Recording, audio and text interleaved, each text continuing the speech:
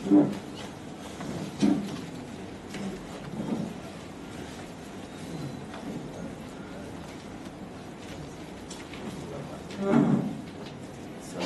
warahmatullahi wabarakatuh. Alhamdulillah bi'alamin wassalatu wassalamu ala asyrafil anbiya'i wal mursalin wa ala alihi wa sahbihi ajma'in. Subhanaka la ilma lana illa ma 'allamtana innaka antal alimul hakim. Rabbi shrah li sadri wa yassir li amri wahlul 'uqdatam min lisani yafqahu qawli. La haula wa la quwwata illa billahil 'aliyyil 'azim. Wala haula wala quwwata illa billahil 'aliyyil 'azim. Wala haula wala quwwata illa billahil 'aliyyil 'azim. Alhamdulillah, syukur kita kepada Allah SWT. Kerana Allah panjangkan umur kita sehingga kita dapat bertemu lagi dalam kuliah bayanan kita ini. InsyaAllah mudah-mudahan Allah telah membuka kefahaman yang luas dan majlis kita ini diberkati oleh Allah SWT. Mana sambungan ni? Adapun Allah Ta'ala maka bukanlah zatnya itu tubuh. Bismillahirrahmanirrahim. Tengok di luar tu. Adapun Allah Ta'ala. Baru ni ada soalan tentang angka 4. Kenapa tiba-tiba 4? Saya pun nak jawab tak boleh. Tu angka 4 tu. Sebab sebelum ni tak ada pun 1, 2, 3. Tapi nak kata mungkin nuskah dulu ada, tapi di belakang tu 6 tak ada, dia ada 7, 8. Kemudian dia datang pula, kan, disebut pula 8, kemudian 9 pula disebut. Jadi barangkali ikut suka Syekh nak letak kot. Dan nuskah lama saya ada pun memang macam ni. Dia 4, 5, 6 tak ada, 7, kemudian 8, kemudian dia dah disebut pula 8, kemudian 9 pula. Kalau 4, 5, 6 ataupun sampai 8, mungkin barangkali dulu ada catatan yang di luar tu, mungkin dibuang. Tapi di ujung nanti dia datang pula 8. Betul tak? Kan? Disebut pula 8, 9. Jadi barangkali ikut suka Syekh. Al-adat fala mafhumalah. Maknanya kita tak payah peduli lah, angka itu. Tapi bagus juga tu. Bila tanya tu saya pun terdetik kat nak tahu kenapa tiba-tiba 4. Selalunya dia akan sebut 1, 2, 3, ni 4. Tapi tak apa, jangan pening, yang biarlah tu. Adapun Allah Ta'ala, maka bukanlah zatnya Allah itu tubuh. Bukanlah tubuh ataupun satu objek ataupun jisim. Zat Allah bukanlah tubuh, maka tiadalah ia bertempat. Yang ini manakala zat Allah ini bukan tubuh, tidak berfizikal, maka tiadalah ia bertempat. Sebab bertempat ni dia mesti jisim. Sesuatu yang ada objek, yang ada diri. Bertubuh ni bahasa ni, yang ada diri, dia mesti bertempat. Mengambil ruang untuk dia duduk. Ini bila kita kata Allah ini zat dia tidak semacam zat makhluk. Dan bukanlah sifat-sifatnya Allah itu arad, yang boleh berubah, yang bertenggak, yang menumpang, yang menyerap pada jirim. Sifat Allah bukan arad. Sifat Allah bukan arad. Sifat pun dipanggil, tapi arad pun dipanggil. Cuma dekat Allah tak boleh kita panggil arad, kita panggil sifat. Jadi arad itu lebih umum daripada sifat. Arat lebih umum daripada sifat. Sifat ni khas untuk Allah, tapi sifat yang duduk dekat kita ni boleh dipanggil sifat, boleh dipanggil arat. Itu. Sifat khas hanya untuk Allah, tak boleh kita sebut arat. Arat ni arada, makna sesuatu yang datang, sesuatu yang mendatangi. Sifat Allah ni bukan datang. Datang ni maknanya dulunya tak ada, kemudiannya datang. Kita ni dulunya tak ada sifat kita, kan? Kemudian datang. Ini arat. Allah ni ada, Allah ada sifat-sifat tadi, ada sedia kala, tidak ada permulaan. Jadi sebab itu sifat Allah tak dipanggil arat. Nanti saya akan sebut ciri-ciri arat dan ciri-ciri jirim. Ini nak datang payah sikit ini.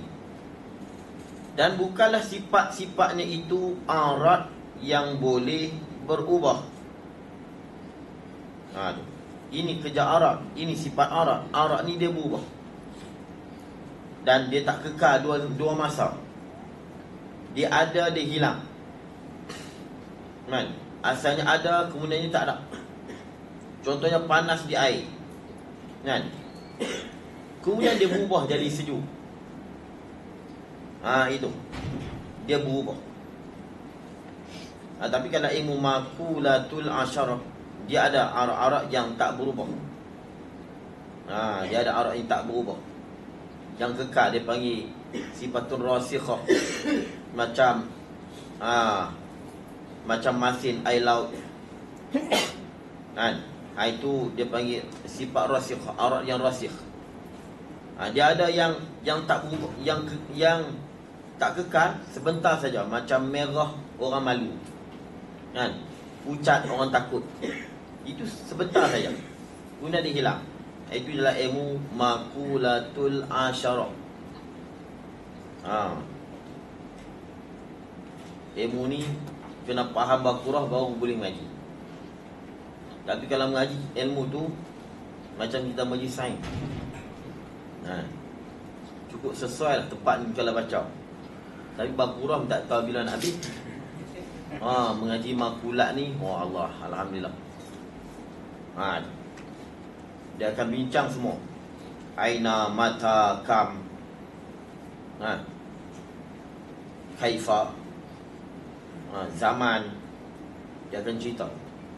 Tu mungkin saya akan sentuh sikit nanti. Tetapi aurat ni dalam ilmu makulat dia sebut wala yalzamu ziyadatul aurat ziyadatul jirmi. Tak semestinya bila aurat tu bertambah jirim. Dan tak semestinya hilangnya aurat hilangnya jirim. Aurat ni sifat yang duduk di jirim. Tak semestinya bertambahnya aurat itu bertambahnya jirim. Dan tak semestinya hilangnya aurat itu hilangnya jirim. Sebab aurat ni dia berubah. Contohnya panas, air panas, kan? Har fil ma', panas di air. Panas di air tadi ni, kalau kita jerang air tadi, air duduk banyak tu lah. Kalau panas pun dia duduk banyak tu. Kalau kita bagi sejuk pun duduk banyak tu juga air. Kalau bertambah sejuk, duduk banyak tu juga. Dan kalau sejuk tu hilang, adakah air hilang? Tak hilang, kan? Besi yang panas, kita panaskan besi. Adakah bila besi itu panas maka besi itu jadi besar? Tidak.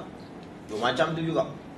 Dan adakah bila besi itu dah hilang panas dia akan jadi kecil? Tidak. Dia tetap begitu. Ini ziyadatu wala yalzamu ziyadatul arat ziyadatul jirmi wala yalzamu zawal jirmi. Tak semestinya bila hilang sifat tadi hilang jirim. Suka baca makulat. Tidak tahu kalau kita nak benda ni kita nak seling masuk dalam, nak baca makulat jadi lambat. Ada sekali di tempat saya di sana, bila datang kat makulat, saya berhenti dulu, saya baca makulat. Saya baca kitab makulat, saya baca dulu. Tapi sini dia takut dia lambat. Ni kitab makulat, saya bawa. Ada Ustaz Rauf tak datang lagi. Dia duduk tengah terjemah lah ni. Tapi kalau terjemah pun baca pun memang saya jamin tak faham. Memang jamin tak faham. Satu payah. Kemudian bahasa dia, bahasa Jawi Patani dulu. Mungkin yang pernah dengar tu, yang pernah mengaji fizik dan sebagainya, mungkin dia boleh faham. Dia cerita zaman, tapi kitab ni payah. Jadi tak payah minta lah putus sikit kat saya nanti. Tak payah, memang kalau tak mengaji confirm tak faham. Saya sini yang mengaji pun tak apa nak faham lagi. Tapi memang seronok kalau kita mengaji ilmu makulat. Baik. Berubah yang bertenggak pada jilid dan menumpangkan dia akan jilid. Menumpang ni barangkali duduk ke atas. Bertenggak ni maknanya dia mesra masuk macam mana manis masuk di gula, pedas masuk di cabai. Tapi merah cabai, merah tu menumpang di atas ya. Cabai di dalam tak merah. Kalau kek tu dalam tak merah, atas je merah, itu dia panggil menumpang. Tapi kalau bertenggak ni dia berjelera. Tu bahasa petani lagi. Mesra masuk. Mana segenap juzuk itu ada dia. Macam mana manisnya kek, panasnya kek. Itu dia panggil bertenggak. Kalau merah kek tu, itu dia panggil menumpang. Dan menumpangkan dia akan jirim pada memenuh lapang. Arak ni dia tak tumpang jirim, dia tak mengambil lapang. Dia mengambil lapang dengan jalan tabaiyah, dengan jalan ikut jirim. Dia pandai, jadi dia ikut jirim. Baik. Manis kek, kek tu yang mengambil ruang, tetapi manis tak ambil ruang. Cuma manis ikut dengan jalan tabai, dengan jalan ikut kek. Ni dalam ilmu makulatul asyarah saya nak sebut sikit. Dia bincang tentang apakah tempat. Tempat tu apa dia? Mengambil ruang, mengambil tempat. Baik. Dekat mana yang dipanggil tempat tu? Mana yang dipanggil tempat? Cuba tunjuk. Tu. Kalau boleh faham, boleh baca. Tempat tu mana? Contohnya macam ni. Ini jisim kan? Jisim dia masuk. Dia masuk begini. Dia masuk begini. Tak nampak tu macam ni. Jadi kalau ikut pendapat Aristoteles, Ibn Sina, Al-Farabi, tempat ni baik. Tengok ni masuk perak. Dia masuk ni, saya cabut. Tempat ni yang ni. Ni, dalam. Kalau bahasa kita dia panggil pepeh. Pepeh dia panggil. Saya tak nak terima bahasa sini. Dinding. Macam ni cawan masuk. Tempat ni yang bersentuh di dinding luar ni, itu tempat. Kalau macam ni, hak mana yang cawan ni sentuh, dalam ini dipanggil tempat. Kalau macam ni, tempatnya yang mana dinding ni dengan dinding luar ini dengan dinding dalam ini kena, itu dia panggil tempat. Kalau tutup lah. Kalau macam ni mudah sikit lah. Yang lain tu tak nama tempat. Itu di pendapat Aristoteles. Pondok nyamuk meo. Aristoteles, Ibn Sina dan Al-Farabi, tempat tu maknanya pepeh luar, pepeh dalam. Dalam kitab disebut pepeh dalam. Kalau macam ni berak dia masuk. Mana yang kena dinding luar ni dengan dinding dalam itulah dia panggil tempat. Itu. Kalau Plato dia kata tempat tu benda yang dikira semua. Sekali dengan benda tu, sekali dengan tempat tu, sekali dengan dinding luar dalam. Itu Plato, Aflatun. Macam kita kata biji cempedak, mana tempat dah? Tempat ni dalam buah cempedak. Kan cempedak tu dia tutup semua biji. Jadi kalau pendapat Aristoteles dan Ibn Sina, tempat tu bukan cempedak tu, bukan buah cempedak tu, bukan isi tu. Dinding cempedak tu, yang betul-betul yang kena dengan dinding luar biji. Itu je tempat. Tapi kalau Plato, tempat tu biji buah cempedak tu lah. Dikira sekali semua. Buah cempedak tu lah tempat bagi biji cempedak. Kalau kotak tu, kalau kek kotak tu, itulah tempat kek. Kalau Ibn Sina, Aristoteles, tempat tu yang mana kek tu bertempuh. Yang mana kek tu bertempuh. Baik, kalau jenis angin, itu kalau kayu atau berdinding atau batu. Kalau angin ni yang mana angin duk keliling tu, yang duk keliling ni, angin yang duk keliling tu, itulah tempat. Nak tunjuk je lah, tak tahu. Itu di sisi Aflatun. Ulama Usuluddin, tempat ni dipanggil mauhum, waham saja. Sebenarnya tak ada pun tempat tu, kita sangka saja. Jadi bila bang duduk macam ni, maka kita panggillah bertempat, mengambil ruang. Tapi tempat tu bukan. Sebab baik, kalau Aristoteles kata tempat, baik, cuba tunjuk. Baik, kita cabut. Mana tempat? Ini. Takkan ini tempat. Kalau ni kayu lah. Kalau buah cempedak, kalau kita buang buah, ini cempedak lah. Takkan tempat. Apa tu ulama Usuluddin, dia nak sama juga dengan pendapat Aflatun. Mana keseluruhan itu. Cuma bagi dia benda tu tak maklum, mauhum saja, waham saja. Tempat orang kampung pula, kalau orang awam, tempat ni yang mana suatu jisim tu duduk. Suatu jisim tu duduk, dia tak kira angin. Contohnya kalau kayu, jisim ni duduk, kan? Tempat tu yang mana plastik ni kena dengan ni saja, itu tempat. Yang di luar ni bukan tempat. Kalau orang tu usi kecil, dia gemuk, kan? Punggung dah lepas keluar, tempat tu yang mana punggung dia betul-betul penuh dengan kayu tu saya. Di luar tu, di atasnya bukan tempat lah. Itu tempat di sisi orang awam. Orang awam tempat ni. Kita dah tempat ni sampai ke sini, sampai ke dinding, sampai ke kepala. Mana yang angin, udara yang duduk di rapat dengan kita, itulah tempat. Selingan di bawah di mana-mana. Tapi kita orang awam, tempat kita ni atas kursi lah. Yang mana jasad kita sentuh dengan kursi tadi, dengan kayu kursi, itulah tempat. Hak punggung kita letak je. Yang lain, ni bukan tempat. Tempat yang mana punggung letak saja. Kalau ni kursi macam ni, tempat ni lah. Kenal saja. Di luar ni bukan tempat. Dia tak panggil bertempat. Ini orang awam. Tapi kebanyakannya mereka ambil pendapat ni, Aristoteles dan Ibn Sina, tempat ni pepeh dalam. Dia panggil pepeh, ruang, dinding yang mana kena dengan dinding luar jisim yang masuk. Kalau kita cabut, itulah tempat. Tapi ulama Usuluddin kata bukan tempat. Mana tempatnya? Kamu tahu mana tempat? Ini kayu. Ini payahlah. Ini kayu. Kalau Aflatun, tempat ni keseluruhan.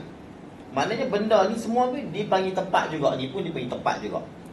Kalau buah cempedak, kalau biji dia duduk dalam buah cempedak tu, itulah tempat bagi bijinya. Tapi kalau Aristoteles, buah cempedak tu bukan tempat biji lagi.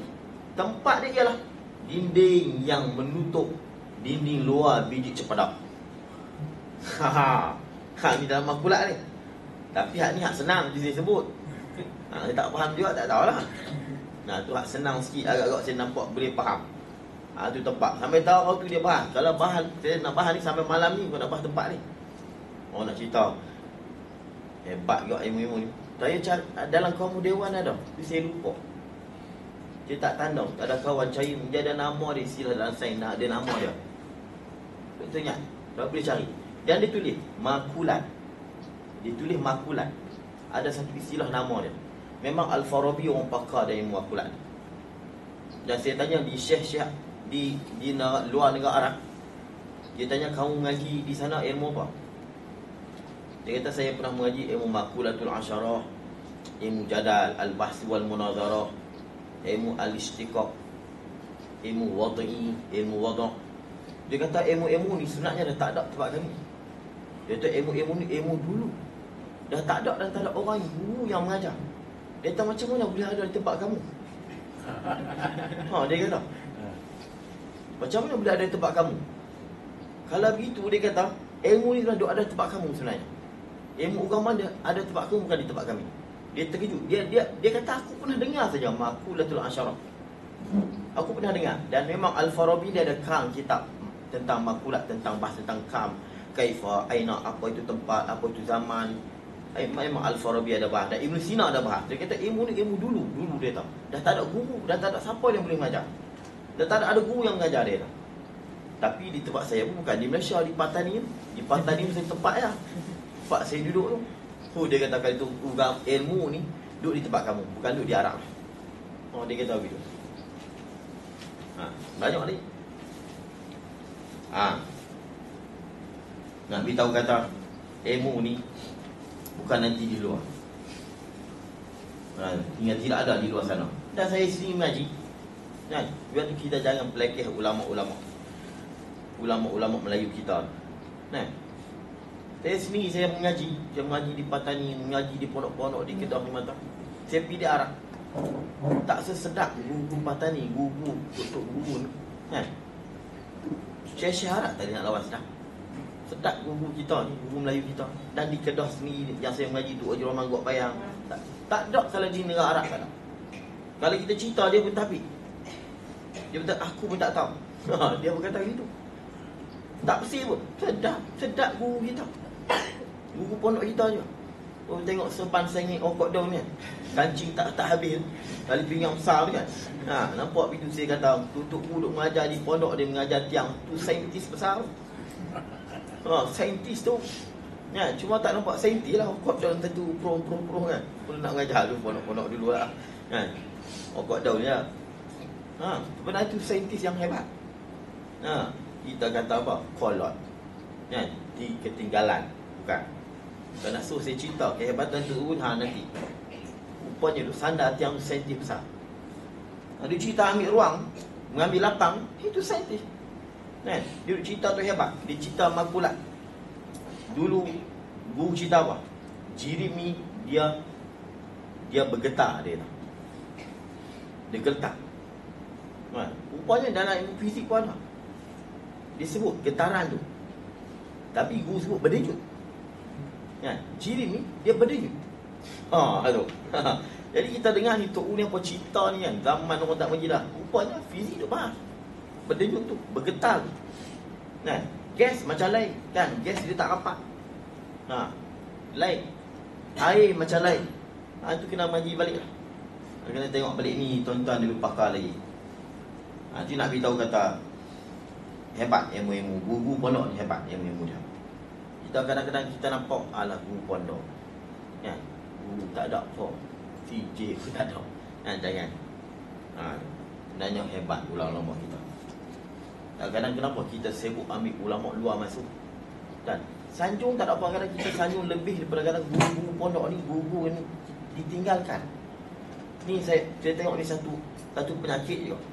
Banyak lagi guru yang hebat-hebat yang boleh kita tonjolkan. Kadang kita panggil guru luar, semua pokok masuk guru pun. Kadang-kadang sanad. Semua nak sanad. Tak ada sanad tak mengaji. Sanad tak faham nak apa. Tunggu pandai kan? Apa sanad dia? Kalau kamu ada sanad tak faham apa? Sanad. Tak faham. Sanad hadis macam-macam. Tanya hadis tak pasti. Sanad tauhid, sanad fiqh. Kan? Guru ni dia ada sanad tapi dia tak bagi. Nak dapat sanad nanti habis mengaji tu pun kena minta. Tunggu pandai pun dia kata. Tak penting sanad-sanad. Penting kita faham. Kita ada sanad kan? Ada sanad tak faham apa. Tunggu pandai ni. Dia ada Syekh Ali Maliki. Syekh Maliki ni orang sanad tinggi. Kan? Syekh Umar Hamdan, Muhaddisul Haramain, orang yang ada sanad. Tapi dia tak peduli. Dan ni penyakit sanad. Penyakit gila guru Arab. Dak mengaji guru Arab tak apa. Dak kita jangan ketepikan guru Melayu. Kadang-kadang kita duk mengajar ni, kan? malam ni ada syekh main. Oh, tinggal mengaji pada kita. Oh, pada api sana bukan berapa ketuk kompang je. Betul dengan syekh dia. Ini bukan saya kata mana golongan. Ini dia panggil Allah, saya nak kata payah. Kadang-kadang dia mengaji dah, duduk mengaji kitab malam tu. Ustaz, saya malam ni saya ada program. Syekh luar main. Oh, tak mengaji. Guru ni di pinggir, nampak kecil. Malah guru pondok kan. Alah, pakai baju pendek, begitu saja, kain tak ada sopan, tak ada banyak tingkat. Kan, tingkat je sebenarnya. Ni tingkat banyak ni. Tingkat tu dia ada ilmu tu. Badek bayan makni semua ada tu. Syekh tak apa. Syekh tak apa. Kita janganlah jangan bidu. Saya kadang dia tak bagi anak murid saya pergi. Sebab apa? Takut dia mengaji nak jadi macam syekh orang hormat, orang cuci tangan. Nah, dia ambil ilmu syekh tak apa. Takut tak? Jadi dia pun tiru syekh hebat macam kadang guru pun salah. Kadang-kadang yang saya pergi mengajar tu, mana ustaz ni? Kan? Padahal yang mengaji tu mengaji kat saya, tapi tukar, takutkah itu yang tunggu je. Kan? Anak murid hebat lagi pakai. Ni satu penyakit je. Tapi sayang syekh, sayang habaib cukup baik. Kita berkongsi dah baik. Tapi jangan kita tepikan ulama-ulama kita nak lagi. Dan kita tak payah duk keluar duit banyak-banyak panggil syekh. Panggil guru. Guru pondok dia cerita maulud. Kita boleh keluar air mata. Boleh keluar air mata guru pondok. Dia cerita daripada A sampai Z. Kalau cerita Isra Mi'raj ni, Allahu Akbar. Kita nampak kehebatan. Kan? Itu. Ni marah ni, ada golongan dengar marah dia. Baik. Itu lapang. Itu maknanya tempat. Tapi ahli sunnah mazhab ulama Usuluddin, tempat ni benda yang maupu. Kan? Benda yang kita sangka saja. Kan? Sangka saja. Dia sebenarnya tak boleh kita nak tentu itu ini dah. Kan? Inilah tempat ataupun buah cempedak tu lah tempat dah. Cuma kita tengok begitu, kita bubuhlah nama tempat. Sebenarnya tempat tu tak boleh nak tentu di mana-mana. Itu je. Tapi kita sebut tempat je. Mana tempat? Dia panggil amrun i'tibari. Itu je.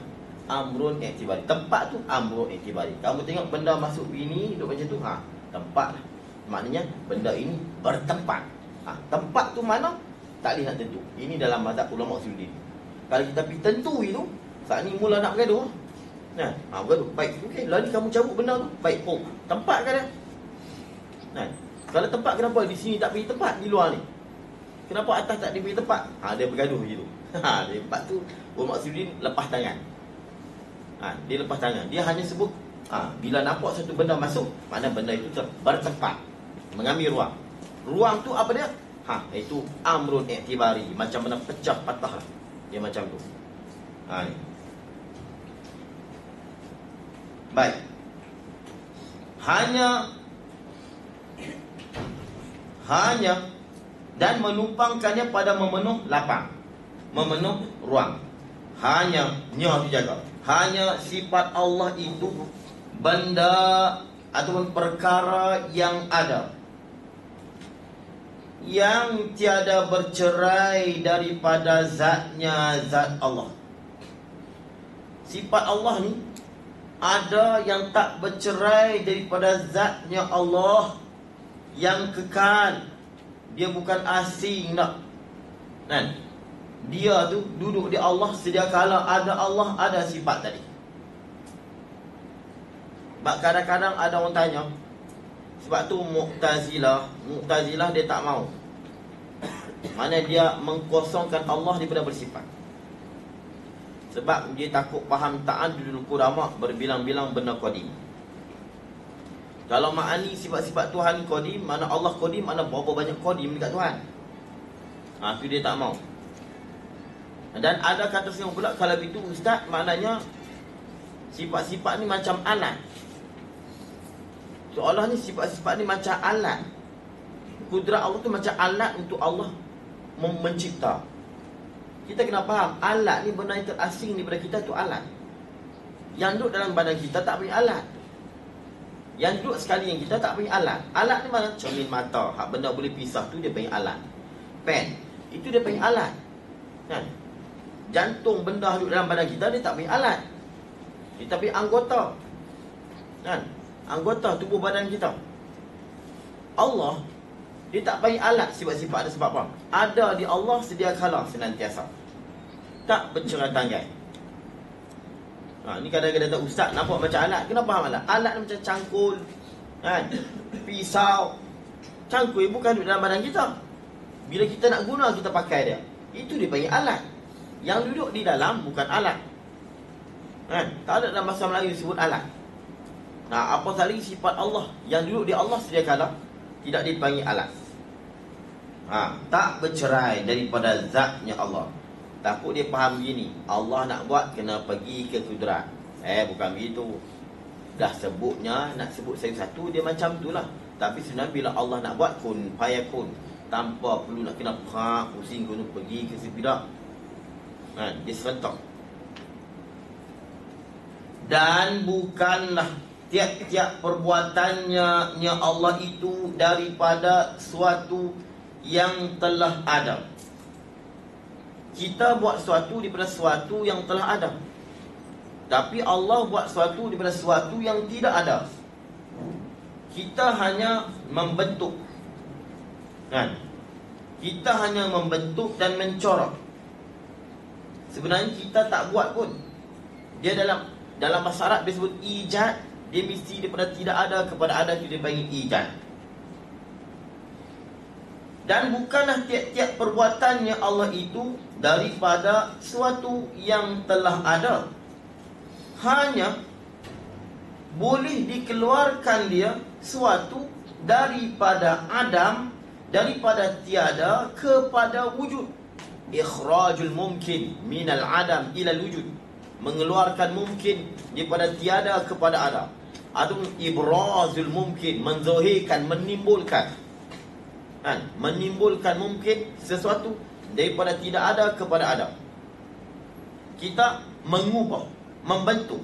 Kita ni mengubah daripada satu keadaan kepada keadaan yang lain.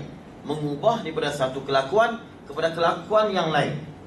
Daripada kain, daripada pokok, kita ubah jadi papan. Daripada papan, kita ubah jadi rumah. Tapi Allah, pokok siapa cipta? Allah yang cipta. Kita mencipta sesuatu daripada ada kepada ada. Mengubah saja. Kita bina rumah batu. Rumah batu daripada bata, bata daripada pasir, pasir daripada sungai, pasir sungai ni daripada mana? Daripada Allah. Nampak? Jadi Allah daripada tidak ada kepada ada. Kita hanya mengubah. Ini boleh dipanggil ijad, menjadi. Ada. Baik. Dan bukanlah tiap-tiap perbuatannya Allah itu daripada suatu yang telah ada. Hanya perbuatan Allah itu boleh dikeluarkan dia, boleh ditimbulkan dia daripada adam kepada wujud. Mana contoh? Seperti buah-buahan dan tumbuh-tumbuhan. Bukanlah dijadikan buah daripada pohon, dan bukan tumbuhan daripada biji benih. Habis itu, kalau tak buah biji tak tumbuh. Bukan. Hanya lalunya tumbuhan itu pada umpama kepala butir itu. Kepala butir itulah biji tu. Kan? Kalau biji sawi lah. Dia panggil kepala butir itulah biji itulah. Nak kata lalu kok biji tu. Bukan jadi daripada biji tu. Lalu kok situ. Nampak tu pasal. Hanya lalu pun dengan jalan adat. Boleh tak Allah Ta'ala tumbuh pokok durian tanpa ada biji durian? Nak tanya. Iman kita jawab macam mana? Boleh. Yang kita kata mustahil tu, di rumah pun aku tak ada tanam biji pun tiba-tiba tumbuh durian. Mustahil adat saja. Tapi saya nak pusing pada hari tu balik lah. Mustahil apa ni? Tak terima akal kalau dia tumbuh tanpa ada biji. Itu dia mula tak pakai dah. Dia nak kembali balik dah. Mustahil apa? Mustahil adat. Dia kata mustahil itu tak jadi sesat, tak jadi rosak akidah. Mustahil apa? Adatnya mesti kena ada biji durian baru tumbuh. Kalaulah pokok durian jadi berbiji durian, dia tak akan jadi pokok, dia akan jadi butir durian besar. Biji durian tu akan jadi besar. Jadi besar, maka keluarlah buah durian. Tak, kenapa biji durian kalau kita letak dekat pokok durian langsung tidak ada sama? Tidak ada persamaan. Betul? Kalau kita tengok biji sawi dengan daun sawi langsung tak sama.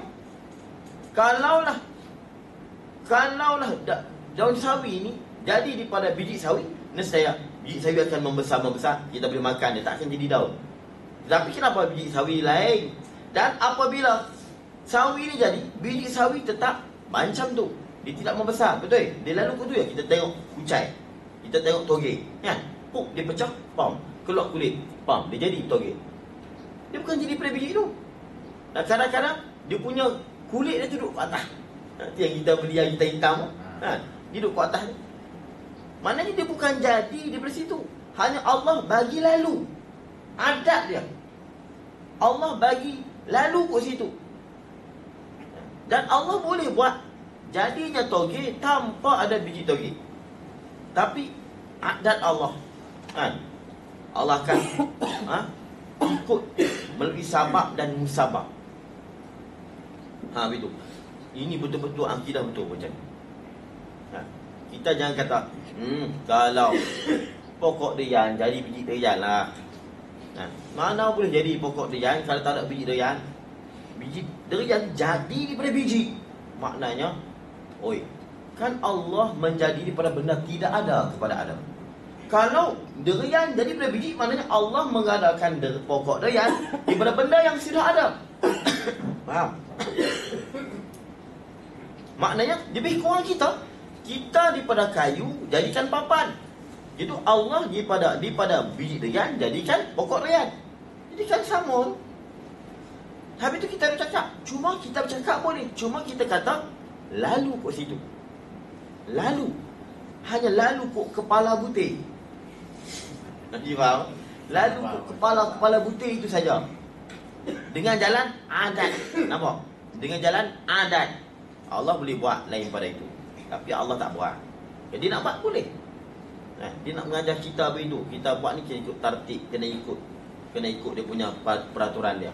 Jadi nak jadi pokok durian, peraturan dia lalu ikut biji, lalu ikut benih. Itu saja. Tapi Allah nak buat boleh. Dia nak buat, dia boleh buat pokok durian tanpa daripada biji durian. Kita jadi manusia daripada apa? Air mani. Itu peraturan kita. Tu Adam bukan daripada air mani. Nampak Allah Ta'ala boleh buat. Itu. Baik. Ni walaupun bunyi tak sedap, sebenarnya ini satu akidah dan cukup besar. Lalu saja kat situ. Adapun barang yang termasyhur bahwasanya dijadikan beberapa banyak alam ini daripada nur Nabi kita sallallahu alaihi wasallam, maka yang zuhir bagi hamba, kata Syekh Ismail, bahawasanya bukanlah dijadikan suku-suku, juzuk-juzuk nur itu akan alam. Ini kalau kita terima konsep Nur Muhammad, kalau kita terima pendapat ini, cuma lah ni adalah kita Nur Muhammad ni ada ulama-ulama yang tolak. Tapi kita kadang-kadang kita ni berat sebelah. Kita ambil pendapat ulama yang tolak, kita pegang bulat-bulat, kita tolak tu pendapat lain. Ini masalah. Jakim ni pun tak berani fatwa kata itu sesat. Jakim kata sabit dalam kitab-kitab muktabar menyebut tentang Nur Muhammad. Jakim sini tak berani buka dalam fatwa Jakim Nur Muhammad. Itu pendapat tu, keputusan itu tepat sebenarnya. Kita tak tahu, kita tak tahu.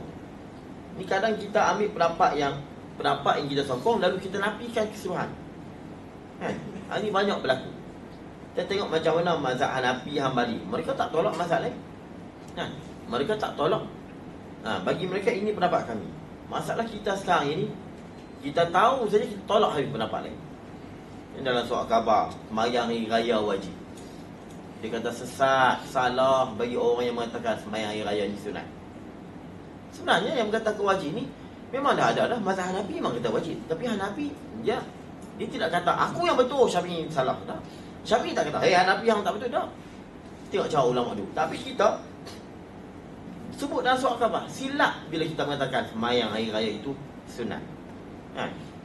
Ini sunat dan sebenarnya wajib. Dia buat keluar dalil dia. Buat keluar dalil dia. Dalil kita apa dah? Dalil dia sebab Nabi selalu buat. Tapi dalil kita kuat juga dalil mazhab Syafi'i. Ada satu hamba tanya Nabi sallallahu alaihi wasallam tentang ibadat yang lain daripada lima sembahyang ini, adakah hal alayya ghairuha? Adakah lain lagi sembahyang yang wajib ke atasku? Nabi kata ada, illa an tatawwa. Malaikat hak lain semua jadi sunat belakang. Dia buat dah 5 sembahyang, 5 fardu. Dia kata adakah ada ibadat yang lain yang wajib? Nabi kata yang lain semua jadi sunat. Riwayat Imam Bukhari. Apa tu kita kena pandai lain. Ni mungkin kalau yang dah duk baca dalam internet, mungkin ni ustaz apa cerita Nur Muhammad. Tak. Syekh sebenarnya dia orang yang alim, dia sendiri pun tak kata. Dia hanya menanggung pendapat ni baik. Kalau lah dia kata walaupun cerita ni masyhur, cerita jadi makhluk ni jadi Nur Muhammad, dia kata jadi tu lalu kat situ. Bukan dia ambil juzuk nur diciptakan manusia. Ini kalau kita nak terima pendapat tu. Dia tak mau terima tak apa. Dan itu salah orang lain. Tu pada pun dia berkata begitu. Ini dia kata adapun barang yang termasyhur bahwasanya dijadikan beberapa banyak alam ini daripada nur Nabi kita Muhammad sallallahu alaihi wasallam, maka yang zahir bagi hamba lah pada pendapat hamba bahwasanya bukanlah dijadikan suku-suku nur itu akan alam. Ambil juzuk nur tadi jadikan alam. Hanya dimulakan alam, dimulakan jadi alam daripada nur, dan dijadikan alam dengan sebab nur. Nampak faham tu? Dengan sebab nur, dengan hikmat nur.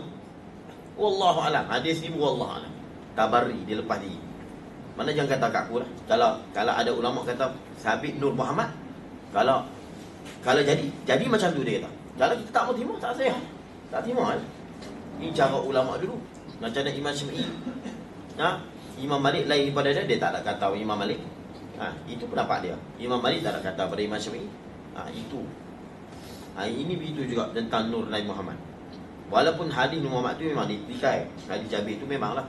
Tapi dia ada hadis-hadis yang lain yang menyokong Nur Nabi Muhammad. Dan apapun Nabi Muhammad ni memanglah dia ni awal-awal yang dia panggil datuk kita pada alam arwah.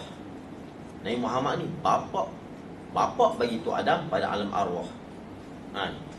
Tapi Tok Adam ni alam ajsam, dia bapa bagi Nabi Muhammad, dia tok bagi Nabi Muhammad sallallahu alaihi wasallam. Lepas tu dalam hadis-hadis yang lain sebut ketika Tok Adam dicipta, Tok Adam dicipta, bila dia bangun, dia tengok di aras, apa yang dia lihat? Dia lihat la ilaha illallah Muhammadur Rasulullah. Dia kata Muhammad ni mesti hebat, kalau kamu tidak sandarkan nama kamu dengan nama dia. Banyak lagi cerita mengenai yang Tok Adam sudah tahu. Tok Adam sudah tahu. Dan pada cerita Isra' Mi'raj pun tak ada Nabi kata siapa Muhammad. Muhammad ni siapa? Tak ada. Hadis Majid Isra' Mi'raj dalam hadis Bukhari menyebut, siapa bersama kamu? Bersama aku Muhammad. Tak ada Nabi tanya Muhammad ni siapa, aku tak kenal. Tak ada. Ya. Marhaban bi ibni Saleh wa akhi Saleh. Tak ada. Man Muhammad? La arifuhu. Aku tak kenal Muhammad ni, tak ada. Dan Nabi mengimamkan para nabi-nabi di Masjidil Aqsa. Memang semua nabi dah tahu. Semua nabi dilahirkan mereka tahu siapa itu Muhammad. Nabi Musa tanya, kamu ni siapa ni nak menghadap Tuhan ni? Kan garang Nabi Musa ni. Tak, dia tak tanya, dia tahu. Dia sebut kata Muhammad, dia tahu dah. Bila sebut Muhammad, marhaban bi ibni Saleh wa akhi Saleh. Semua. benda ni menyambut ketibaan Nabi Muhammad. Dan semua dah tahu. Cuma bila benda yang jadi khilaf, tak payahlah kita cerita lebih-lebih. Itu saja. Tengok macam mana tu mana kata cerita yang termasyhur. Kalau begitu, kalau dia kata kalau mungkin cerita ni benar, kalau jadi pada Muhammad itu mana? Lalu mula di situ. Sebabnya di situ, faktornya di situ. Itu dia kata begitu. Itu. Ini cara ulama-ulama dulu. Kadang-kadang benda ni tak sabit dengan hadis. Kadang-kadang sabit daripada cerita ulama-ulama ahli kitab dulu. Macam cerita Nabi Idris, cucuk mata iblis kan. Memang tak ada hadis. Tak ada hadis, tapi semua majoriti ulama mengatakan cerita ni mutawatir. Mana dia datang betul, semua ulama cerita. Syekh mana-mana cerita. Tapi kan tengok hadis, salah satu hadis pun cerita. Nabi Idris cucuk mata iblis. Nabi Iblis tanya, adakah telur ni boleh masuk dalam jarum? Saya pernah cerita kan. Memang tak ada hadis. Tapi oleh kerana jadi mutawatir, jadi ulama kata ini telah menjadi ijma'. Dia menjadi cerita ni betul diambil daripada al-arif billah, orang yang ada dengan Allah, daripada golongan ahli kitab menjadi ulama itu yang masuk Islam. Seperti mana Ka'ab al-Ahbar dan banyak lagi ulama-ulama yang lain yang mana depa alim dengan kitab Taurat yang betul, mereka alim Injil yang betul, dan mereka terima ilmu-ilmu daripada ulama itu, dan mereka cerita yang macam ni. Mungkin Muhammad pun mungkin datang dari situ, wallah. Tapi ada hadis Jabir, tapi hadis itu dipertikai. Itu saja tentang Nabi Muhammad. Abdullah bin Salam. Abdullah bin Salam siapa? Abdullah bin Salam yang banyak tu cerita daripada yang dia faham daripada kitab-kitab dulu-dulu. Sebab tu bukan semua adalah hadis. Itu. Baik. Tapi kadang-kadang ada agak kitab mengarut. Kitab karut ni memang ada. Hikayat Nur Muhammad. Ada dulu kan, saya ada kitab tu. Kitab tu kadang-kadang tu bukan ulama pun, kadang-kadang penipu lara. Sebab dulu ni dia bila dia ngarang Jawi. Dulu sultan pun dia hantar surat Jawi. Punya elok sultan dulu tulis. Kita tengok di museum. Sultan Kedah hantar surat pada sultan ni Jawi. Dulu bila kita tengok Jawi, kita tanya kitab. Padahal cerita orang dulu kita kata kitab. Lalu kita kata apa? Ini apa cerita bohong ni. Kita kata ulama, padahal dia bukan ulama pun. Tu kita kena jaga manuskrip yang kita ambil Jawi tu, kena cek dulu. Tak semestinya kitab tu daripada ulama. Kadang-kadang dia orang kampung saja. Kita tengok dah manuskrip, kita nampak dia hebat. Dalam hikayat Muhammad tu, cerita Nur Muhammad tu, burung. Dia ceritanya Nabi Muhammad ini Nur tadi selam di laut. Bangun, dia terbang peluh-peluh. Peluh-peluh air-air yang jatuh tu jadilah tukang cukur kepala, jadi tukang bekam, jadi macam-macam. Tu karut. Ada kitab karut lagi. Bukan kitab sebenarnya. Orang dulu penipu lara dulu cerita dia buat tulisan Jawi. Tapi mari orang yang baru ni tuduh ulama-ulama ni begitu. Padahal bukan dia. Mana? Tu lagi tu. Bila mana Allah duduk pada masa sini, dia cemur. Dia jemu, dia boring. Tak ada siapa. Lalu dia cerita Nabi Muhammad. Dia kata Allah boring. Allah boring berjuta-juta ribu tahun dia duduk tak ada siapa. Dia kata Allah Ta'ala jemu. Dan sana pergi cemui. Allah cemui, lalu Allah cerita Nabi Muhammad. Ini karut. Tu karut semua. Kita masuk dalam balik. Bersalahan Allah Ta'ala sedia kala lagi, berkekalan